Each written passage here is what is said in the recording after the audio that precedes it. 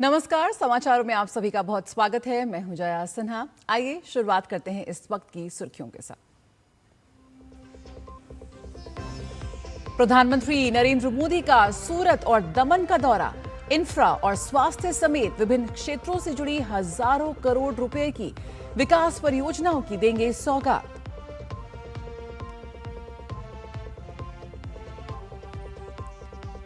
अमेरिकी राष्ट्रपति Donald Trump ने पीएम मोदी को बताया अपना अच्छा मित्र। कहा जल्द होगा भारत अमेरिका के बीच व्यापार समझौता।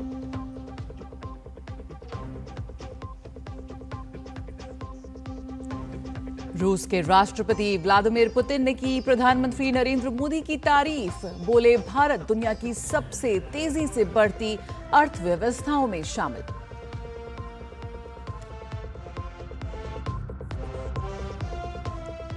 विश्व पर्यावरण दिवस आज। पर्यावरण संरक्षण को गति और हरित विकास की ओर अग्रसर भारत। पिछले 12 साल में केंद्र सरकार ने पर्यावरण, वन और वन्य जीवन संरक्षण के क्षेत्र में उठाए कई ऐतिहासिक कदम। और अंडर 18 एशिया कप हॉकी के सेमीफाइनल में आज भारतीय पुरुष टीम का सामना पाकिस्तान से। भारतीय महिला टीम की टक्कर चीन से।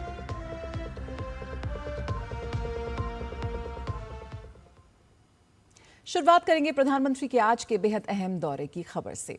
प्रधानमंत्री मोदी आज गुजरात और दमन का दौरा करेंगे। इस दौरान प्रधानमंत्री मोदी कई हजार करोड़ की विभिन्न विकास परियोजनाओं की आधारशिला रखेंगे और राष्ट्र को समर्पित करेंगे।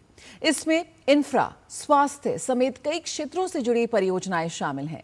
साथ ही पीएम मोदी इस दौरान लक्षद्वीप के लिए अहम परियोजनाओं का शिलान्यास भी करेंगे।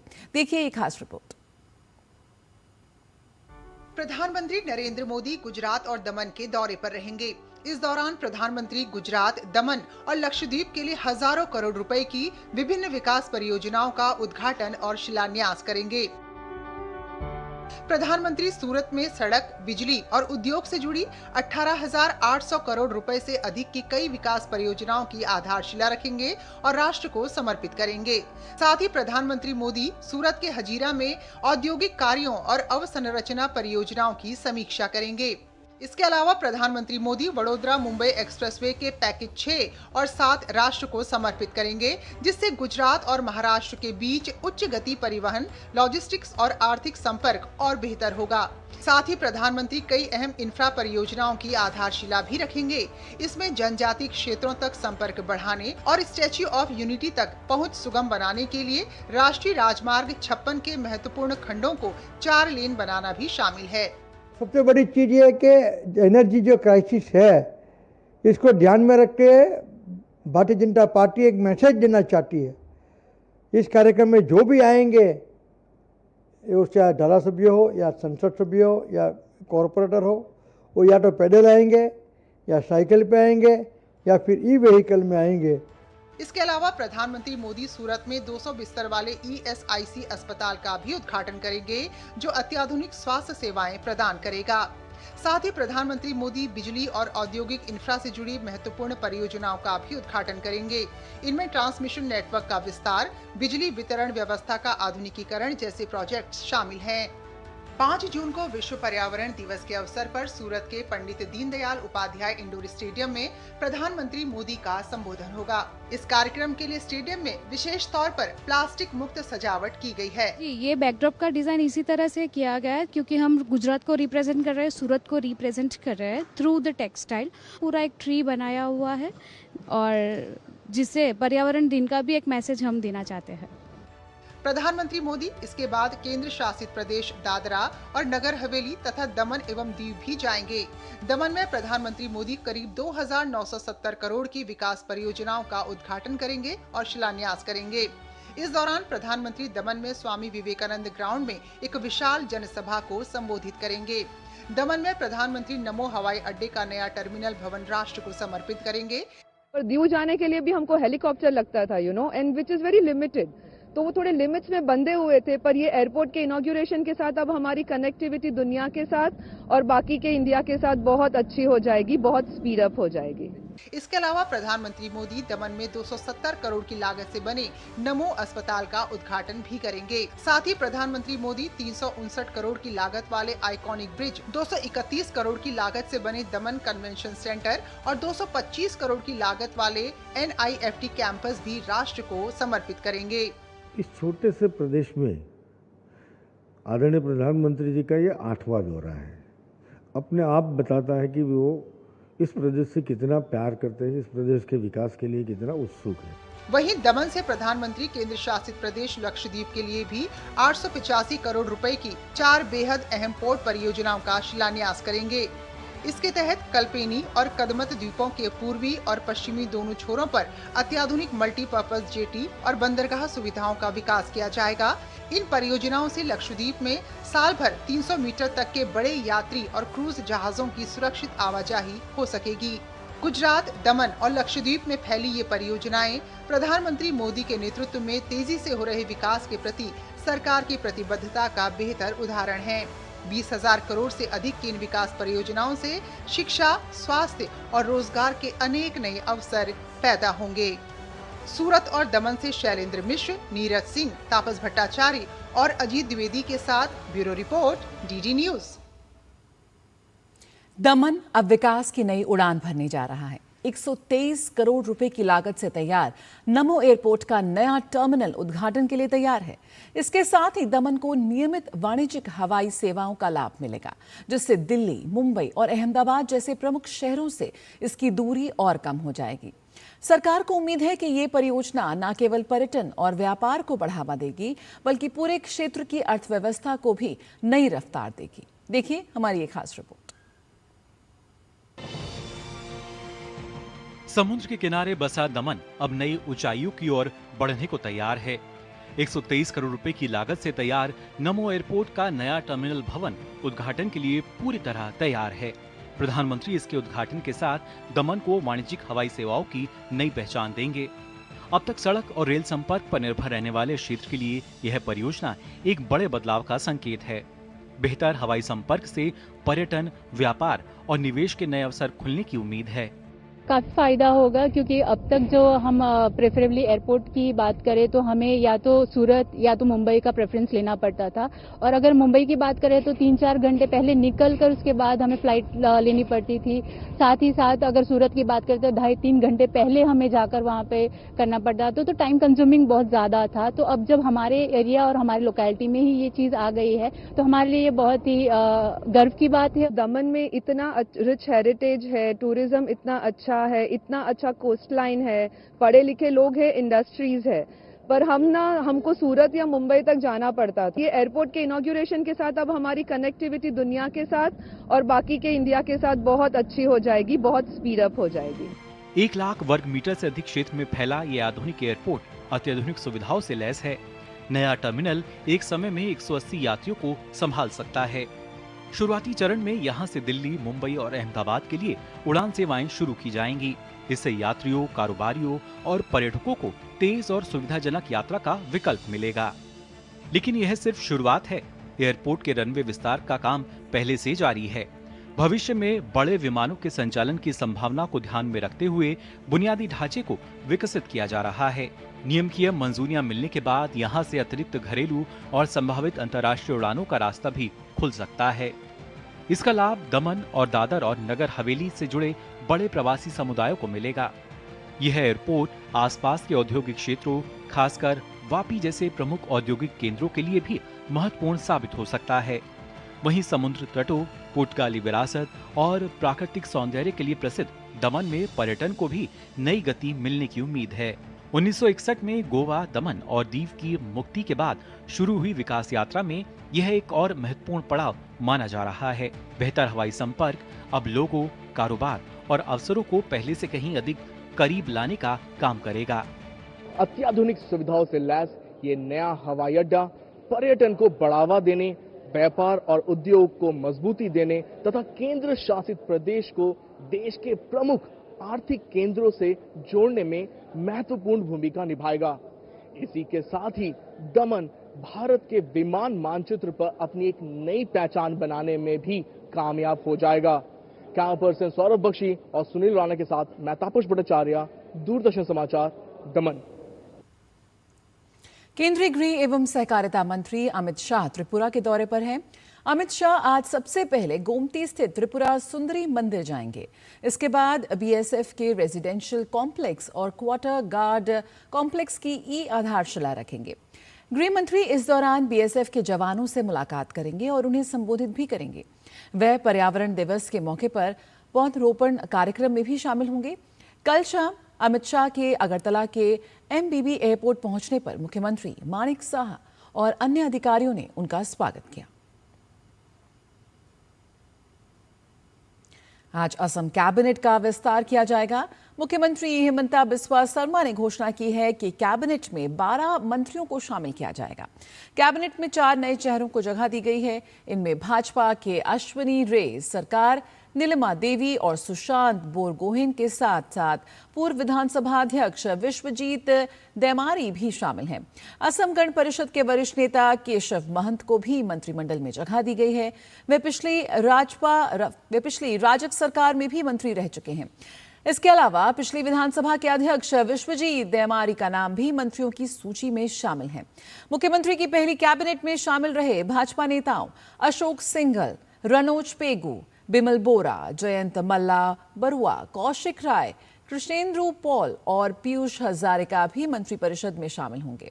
मुख्यमंत्री हेमंता बिस्वा शर्मा ने सोशल मीडिया पर पोस्ट कर बताया कि सभी मंत्री आज दोपहर 12:45 पर कैबिनेट मंत्री के रूप में शपथ लेंगे। गौरतलब है कि हेमंता बिस्वा शर्मा ने 12 मई को 4 मंत्रियों के साथ मुख्यमंत्री पद की शपथ ली थी। अब मंत्रिपरिषद के विस्तार के साथ उनकी सरकार का पूर्ण स्वरूप सामने आएगा।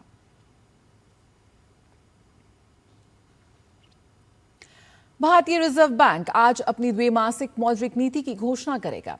रिजर्व बैंक के गवर्नर संजय मल्होत्रा आज सुबह 10 बजे बैठक में मौद्रिक नीति समिति द्वारा लिए गए निर्णयों की जानकारी देंगे। गवर्नर की अध्यक्षता में गठित 6 सदस्यीय समिति बुधवार से ब्याज दरों, मुद्रास्फीति के दृष्टिकोण और विकास अनुमानों जैसे प्रमुख पहलुओं पर विचार विमर्श कर रही है। ये उम्मीद जताई जा रही है कि आरबीआई मुख्य रेपो रेट में कोई बदलाव नहीं करेगा और ये 5.25% पर बरकरार रहेगा।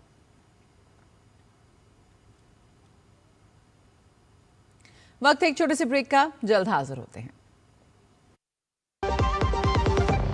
हर जीत की शुरुआत होती है छोटे छोटे कदमों से और हर छोटी तैयारी बदल सकती है पूरा नतीजा। क्योंकि मैदान हो या जिंदगी, छोटी से छोटी तैयारी ही देती है प्रोटेक्शन और प्रोटेक्शन ही देता है भरोसा। जैसे LIC की बीमा लक्ष्मी, एक खास प्लान सिर्फ महिलाओं के लिए जहां छोटी बचत दे बड़ी सुरक्षा, ताकि जिंदगी के हर मैदान में आप रहे हर पल के लिए रेडी। LIC बीमा लक्ष्मी, रखे हर पल के लिए रेडी।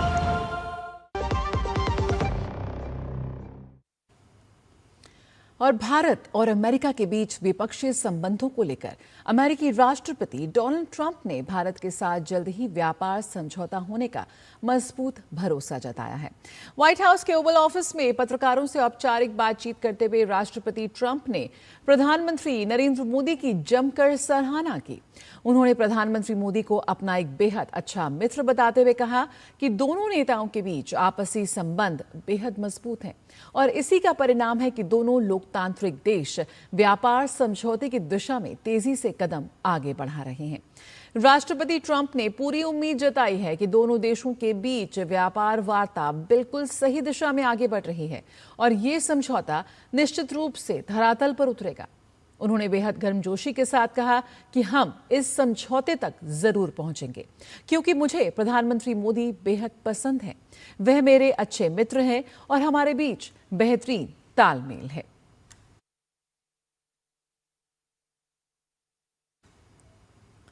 रूस के राष्ट्रपति व्लादिमीर पुतिन ने भारत की आर्थिक प्रगति और प्रधानमंत्री नरेंद्र मोदी के मजबूत नेतृत्व की खुले तौर पर सराहना की है। पुतिन ने कहा कि भारत आज दुनिया की प्रमुख अर्थव्यवस्थाओं में शामिल है और सबसे तेज आर्थिक विकास दर दर्ज करने वाले देशों में से एक है और रूस भारत को अपना विश्वसनीय साझेदार मानता है। रूसी राष्ट्रपति ने इस बात को रेखांकित किया है कि भारत को ये बड़ी उपलब्धि अचानक नहीं मिली है, बल्कि ये प्रधानमंत्री नरेंद्र मोदी के कुशल नेतृत्व में वहां की सरकार और भारतीय जनता की वर्षों की कड़ी मेहनत और निरंतर प्रयासों का परिणाम है। इसके साथ ही राष्ट्रपति पुतिन ने भारत और रूस के बीच गहरे रणनीतिक संबंधों का जिक्र करते हुए द्विपक्षीय व्यापार, निवेश और ऊर्जा सहयोग की महत्वपूर्ण भूमिका पर भी जोर दिया। उन्होंने भारतीय लोगों की असाधारण प्रतिभा और उनके अथक परिश्रम की भी जमकर प्रशंसा की, जो देश को विकास के नए शिखर पर ले जा रहे हैं। यूक्रेन के राष्ट्रपति व्लादिमीर जेलेंस्की ने रूस के राष्ट्रपति पुतिन को पत्र लिखकर युद्ध विराम के लिए आमंत्रित किया है और शांति वार्ता का प्रस्ताव रखा है, जिसमें उन्होंने कहा कि वार्ता के दौरान पूर्ण युद्ध विराम होना चाहिए, वरना कीव युद्ध के लिए तैयार है और यूक्रेन अपने अस्तित्व के लिए लड़ाई जारी रखेगा। उन्होंने बैठक के लिए तारीख तय करने और तटस्थ देशों जैसे स्विट्जरलैंड, तुर्की और अरब में मेजबानी की बात कही। जवाब में रूस के राष्ट्रपति व्लादिमीर पुतिन ने कहा कि रूस यूक्रेन के साथ बातचीत के लिए पूरी तरह तैयार है और अमेरिकी सैन्य सुविधा एंकरीज, अलास्का में वार्ता को स्वीकार करने को तैयार है। आज विश्व पर्यावरण दिवस है। भारत ने पर्यावरण और जलवायु संकट से निपटने के लिए पिछले वर्षों में कई बड़े कदम और नए कदम उठाए हैं। सौर ऊर्जा से लेकर वन क्षेत्र विस्तार और जल संरक्षण तक देश ने सतत विकास की दिशा में अपनी रफ्तार तेज की है। विश्व पर्यावरण दिवस के मौके पर देखिए कैसे सरकार के ये प्रयास भारत को एक हरित भविष्य की ओर लेकर जा रहे हैं। स्वच्छ हवा, निर्मल जल और हरियाली से भरपूर प्रकृति, यही स्वस्थ जीवन की आधारशिला है। लेकिन तेजी से बढ़ता प्रदूषण, जंगलों की कटाई और जलवायु परिवर्तन पृथ्वी के भविष्य के लिए गंभीर चुनौती बन चुके हैं। इन्हीं चुनौतियों से निपटने और लोगों को जागरूक करने के उद्देश्य से हर साल 5 जून को विश्व पर्यावरण दिवस मनाया जाता है। जलवायु परिवर्तन के खतरों से पिछले 12 वर्षों में मोदी सरकार ने पर्यावरण, वन और वन्य जीव संरक्षण के क्षेत्र में कई ऐतिहासिक कदम उठाए हैं। जीवाश्म ईंधन पर निर्भरता कम करने, पर्यावरण को प्रदूषण और ग्रीन हाउस गैस उत्सर्जन से बचाने के लिए मोदी सरकार नवीकरणीय ऊर्जा को बढ़ावा दे रही है। पिछले 1 दशक से मोदी सरकार पीएम सूर्य घर, इंटरनेशनल सोलर अलायंस, PLI योजना और सोलर पार्कों के जरिए सौर ऊर्जा को बढ़ावा दे रही है, जिसका नतीजा ये रहा है कि भारत वार्षिक सौर ऊर्जा क्षमता वृद्धि में अमेरिका को पीछे छोड़ दुनिया का दूसरा सबसे बड़ा सौर ऊर्जा बाजार बन गया है। भारत ने 155 गीगावाट की सौर ऊर्जा स्थापित क्षमता का आंकड़ा पार कर ये बड़ी उपलब्धि हासिल की है। सोलर ऊर्जा में 2014 से 2026 तक 53 गुना वृद्धि हुई है। इसके अलावा वैश्विक नवीकरणीय ऊर्जा रैंकिंग में भारत तीसरे नंबर पर है। 2030 तक अपने निर्धारित पर्यावरणीय और नवीकरणीय ऊर्जा के लक्ष्य को भारत ने 5 साल पहले ही पूरा कर दिया। अब देश की आधी बिजली उत्पादन क्षमता सौर, पवन और जल विद्युत जैसी गैर जीवाश्म ऊर्जा से आती है। इसके साथ ही केंद्र सरकार ने नेशनल ग्रीन हाइड्रोजन मिशन के तहत 2030 तक हर साल 5 million metric ton green hydrogen उत्पादन का लक्ष्य तय किया है। भारत सरकार ने वन क्षेत्र को बढ़ाने की दिशा में भी कई अहम कदम उठाए हैं, जिसमें green India mission, Aravalli green wall पहल शामिल है। सरकार की कोशिशों का ही नतीजा है कि 2013 से अब तक वन और वृक्ष आवरण में कुल मिलाकर 4.83% की वृद्धि हुई है। पिछले 1 दशक के दौरान वन क्षेत्र में 16,630.25 वर्ग किलोमीटर का इजाफा हुआ। साथ ही एक पेड़ मां के नाम अभियान के तहत 24 दिसंबर 2025 तक 262.4 करोड़ पौधे लगाए गए। देश की बढ़ती हरियाली का असर वैश्विक रैंकिंग में भी दिख रहा है। FAO की 2025 रिपोर्ट के मुताबिक भारत वन क्षेत्र के मामले में एक पायदान ऊपर चढ़कर 9वें स्थान पर पहुंच गया है। साथ ही हर साल जंगलों की बढ़ती हरियाली में भारत विश्व में तीसरे स्थान पर कायम है। मोदी सरकार ने जल संरक्षण को एक जन आंदोलन बनाने के लिए कई महत्वपूर्ण योजनाएं शुरू की। 2019 में जल शक्ति मंत्रालय का गठन किया। इसका उद्देश्य जल प्रबंधन और संरक्षण के प्रयासों में तालमेल बिठाना है। कैच द रेन अभियान से वर्षा जल संचयन को बढ़ावा मिला। जून 2026 तक देश में लगभग 1.5 करोड़ जल संचयन संरचनाएं बनाई जा चुकी है। वहीं अटल भूजल योजना के अंतर्गत देश में भूजल का स्तर लगातार सुधर रहा है। वार्षिक पुनर्भरण में 15 अरब घन मीटर का इजाफा हुआ है। पिछले 12 साल में केंद्र सरकार ने वन्य जीव संरक्षण में नया आयाम जोड़ा। प्रोजेक्ट चीता के तहत भारत में विलुप्त हो चुके चीतों को फिर से जंगलों में बसाया गया। देश में चीतों की संख्या 50 के पार पहुंच चुकी है। प्रोजेक्ट टाइगर ने भी पिछले एक दशक में भारत की नई ऊंचाइयों को छुआ। अब देश में बाघों की संख्या 2226 से बढ़कर 3682 हो गई। सिंगल यूज प्लास्टिक भी पर्यावरण के लिए बड़ी चुनौती है। सरकार ने कम उपयोगिता और अधिक कूड़ा फैलाने की क्षमता वाले प्लास्टिक सामानों पर प्रतिबंध लगाया है, जिसमें पतले प्लास्टिक कैरी बैग और हल्के नॉन वोवन बैग शामिल हैं। इन प्रयासों का मकसद प्रदूषण को कम करना, रिसाइकलिंग का समर्थन करना और पर्यावरण के अनुकूल उद्योग के विकास को बढ़ावा देना है। पर्यावरण की रक्षा का ये सफर तभी सफल होगा जब हर नागरिक इसमें अपनी भागीदारी देगा। सरकार के इन कोशिशों के साथ साथ जन भागीदारी ही इस अभियान को वास्तविक ताकत दे सकती है। यही साझा प्रयास धरती को आने वाली पीढ़ियों के लिए साफ, सुथरा और सुरक्षित बना सकता है। Bureau report, DD news. धरती को बचाने की लड़ाई सिर्फ सरकारों की नहीं, बल्कि हम सभी की जिम्मेदारी है। पर्यावरण संरक्षण को जन आंदोलन बनाने के उद्देश्य से शुरू किए गए मिशन लाइफ ने लोगों को टिकाऊ जीवन शैली अपनाने के लिए प्रेरित किया। छोटे छोटे बदलाव किस तरह बड़ा असर पैदा कर सकते हैं और इस अभियान को देश दुनिया में कैसी पहचान मिली है, देखिए हमारी एक खास रिपोर्ट।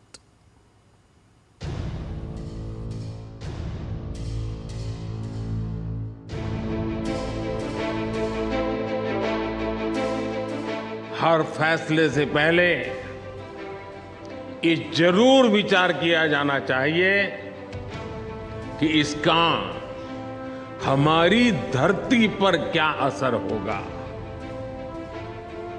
मिशन लाइफ यानी लाइफस्टाइल फॉर एनवायरनमेंट के पीछे यही भावना है। धरती का बढ़ता तापमान, घटते प्राकृतिक संसाधन और प्रदूषण का बढ़ता संकट, ये चुनौतियां हर साल गंभीर होती जा रही हैं। लेकिन सोचिए, अगर हम सभी अपने जीवन में कुछ छोटे छोटे बदलाव करें तो इस समस्या से काफी हद तक निपटा जा सकता है। इसी मकसद से प्रधानमंत्री मोदी ने 20 अक्टूबर 2022 को मिशन लाइफ अभियान यानी लाइफस्टाइल फॉर एनवायरनमेंट की शुरुआत की, जिसमें लोगों को रोजमर्रा की आदतों में छोटे बदलाव करने के लिए प्रेरित किया जाता है, जिससे ऊर्जा की बचत और कार्बन फुटप्रिंट में कमी हो सके। मिशन लाइफ यानी पर्यावरण के साथ जीवन जीने की पहल, ये सिर्फ एक अभियान नहीं बल्कि एक जन आंदोलन है, जो हर व्यक्ति और समुदाय को जलवायु परिवर्तन के खिलाफ लड़ाई में शामिल होने के लिए प्रेरित करता है। मिशन लाइफ ने 7 प्रमुख विषय तय किए हैं, जिनमें शामिल है पानी बचाओ, ऊर्जा बचाओ, कचरा कम करो, ई कचरा कम करो, एकल उपयोग प्लास्टिक का प्रयोग कम करो, स्थायी खाद्य प्रणालियों को अपनाओ और स्वस्थ जीवन शैली अपनाओ। अगर दुनिया के 1 अरब लोग ये अपनाएं तो इसका असर बेहद बड़ा हो सकता है। जैसे ट्रैफिक लाइट या रेलवे क्रॉसिंग पर गाड़ी का इंजन बंद करने से सालाना करीब 22.5 बिलियन किलोवाट घंटा ऊर्जा बचाई जा सकती है। जरूरत न होने पर नल बंद रखने से लगभग 9 ट्रिलियन लीटर पानी की बचत संभव है। प्लास्टिक बैग की जगह कपड़े के बैग से 375 मिलियन टन प्लास्टिक कचरा कम होगा और इसी तरह खराब इलेक्ट्रॉनिक गैजेट्स को सही ई वेस्ट रिसाइकलिंग में देने से करीब 0.75 मिलियन टन ई कचरा फिर से उपयोग में लाया जा सकता है और बचा खाना खाद में बदलने से अरबों टन भोजन कचरे में जाने से बच सकता है। IPCC मूल्यांकन रिपोर्ट 6 के मुताबिक इन बदलावों को अपनाने से 2050 तक ग्रीन हाउस गैस उत्सर्जन में 40 से 70% की कमी ला सकते हैं। मिशन लाइफ का सबसे बड़ा प्रभाव एक पेड़ माँ के नाम अभियान में देखने को मिला। प्रधानमंत्री मोदी ने विश्व पर्यावरण दिवस 2024 पर इस अभियान की शुरुआत की। 31 दिसंबर 2025 तक इस अभियान के जरिए कुल 262.4 करोड़ पौधे लगाए गए।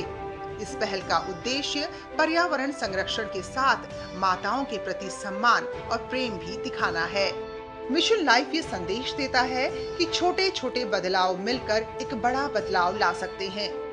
Bureau report, DD news. और अभी बात करते हैं खेल जगत की। अंडर 18 एशिया कप हॉकी में शानदार फॉर्म में चल रही भारतीय टीम का सामना आज सेमीफाइनल में पाकिस्तान से होगा। भारतीय पुरुष टीम पूल ए में 3 जीत और 1 हार के साथ दूसरे स्थान पर रही। टीम ने अब तक 32 गोल किए हैं और 6 गोल खाए हैं। तो सेमीफाइनल में मुकाबला पाकिस्तान से।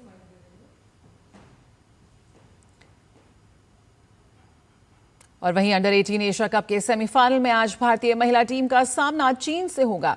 टीम इंडिया इस मुकाबले में शानदार प्रदर्शन को जारी रखने के लक्ष्य के साथ उतरेगी। भारतीय महिला टीम ने अपने तीनों मैच जीतकर पूल ए में शीर्ष स्थान हासिल किया है। इसी के साथ इस बुलेटिन में इतना ही, लेकिन खबरों का सिलसिला डीडी न्यूज पर जारी रहेगा, इसलिए बने रहिए हमारे साथ। फिलहाल मुझे दीजिए इजाजत। नमस्कार।